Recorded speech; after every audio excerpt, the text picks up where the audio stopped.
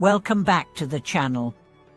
Thank you once again for choosing to spend time here in this growing community of seekers, thinkers, and hearts in search of clarity and peace. If you're here for the first time, make sure to subscribe, like the video, and join the conversation below. Today we are going to address a doubt that lives in the back of many minds, especially among those who have just begun walking the path of spiritual exploration. Does learning just a little each day really make a difference? In a world fueled by instant gratification and rapid results, it's easy to dismiss gradual practice as too slow or insignificant. But today, we'll uncover the profound truth behind consistent, patient effort through stories, insights, and the powerful analogy of the tortoise and the hare, as illuminated by the Tibetan master Mingyur Rinpoche. You might discover that this slow and steady method is not only valid, it might be the only real way to transform your life. Imagine this: you're just beginning to explore Buddhist teachings. You listen to one Dharma talk per day.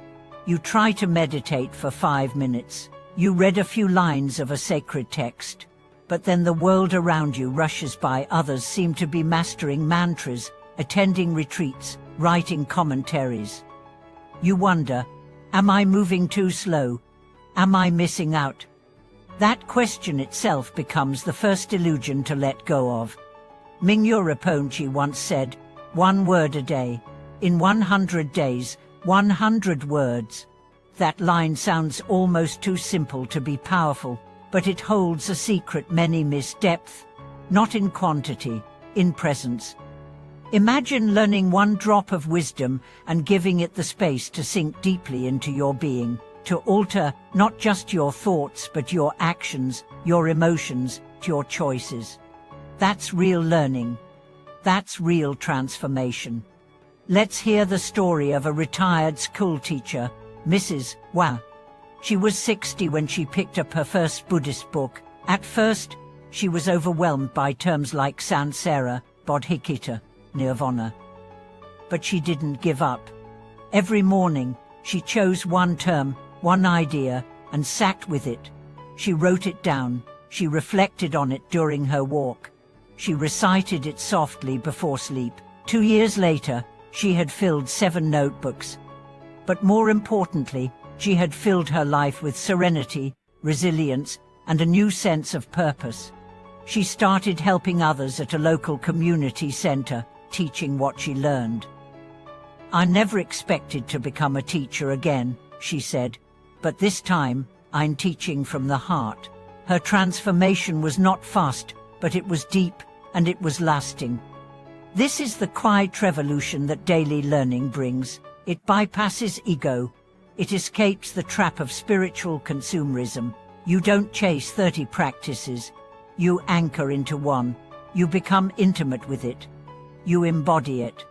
Contrast this with the story of a young monk who tried to consume all teachings at once. He listened to hours of Dharma talks, skipped meals to meditate longer, tried to memorize entire sutras. For a few months, he felt invincible. But soon, exhaustion set in. His mind grew cloudy. He began doubting everything. He sought his teacher, but told him gently, "The mind is not a machine. It's a garden. Overwatering it is no better than neglecting it." The monk slowed down. He returned to basics. 1 verse, 1 breath, 1 step at a time. Slowly, clarity returned. Not the kind that dazzles, but the kind that endures. In the world today, attention is a currency. Everywhere you look, there's something pulling your mind away from present: short videos, flashing ads, urgent emails. We've been conditioned to believe that learning must be fast to be worthwhile. But the Dharma whispers a different truth. Real wisdom matures slowly. Like a tree growing in silence, it builds roots before it shows leaves.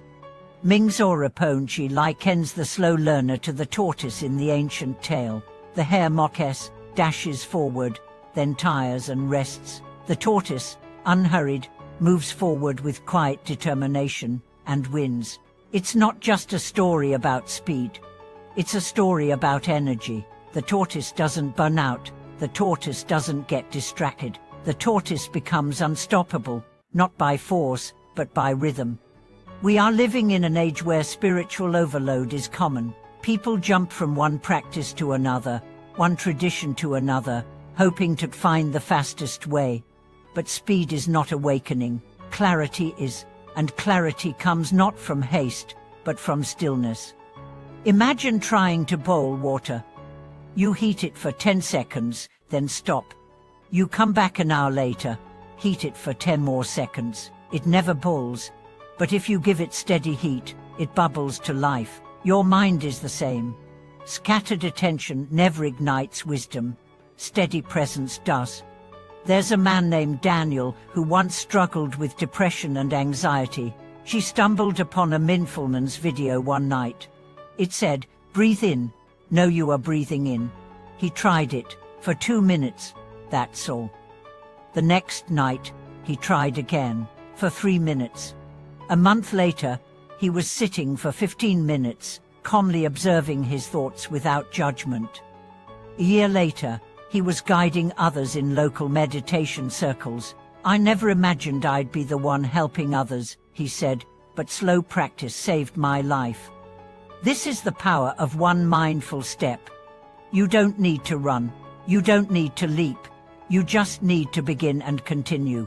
Even in monastic life, the most revered practitioners are often those who do less with more awareness.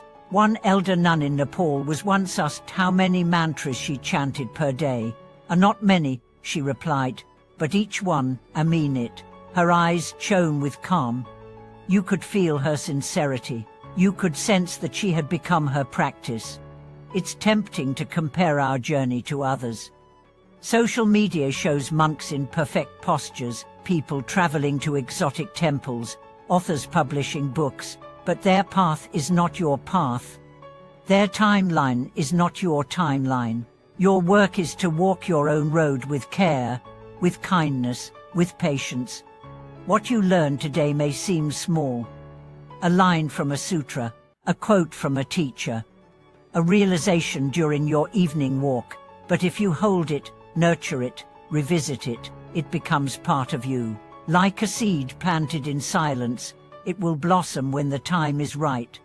So don't underestimate your daily practice. Don't think it's too little. What matters is not the volume of what you learn, but the depth of your engagement. Let your practice be like rain, not a downpour, but a gentle, steady drizzle that softens the hardest ground. As we close, remember the slow learner is not behind. The slow learner is often the one who gets it right, not because they move fast, but because they move fully. Each word they absorb becomes a truth. Each truth becomes a step. Each step becomes a path. And one day, without realizing, they arrive. Thank you for watching this video. If something in it resonated with you, share your story below. How has slow practice helped you? What's one small thing you've learned that changed everything? Subscribe, like, and support this channel as we continue walking the path together, one mindful step at a time.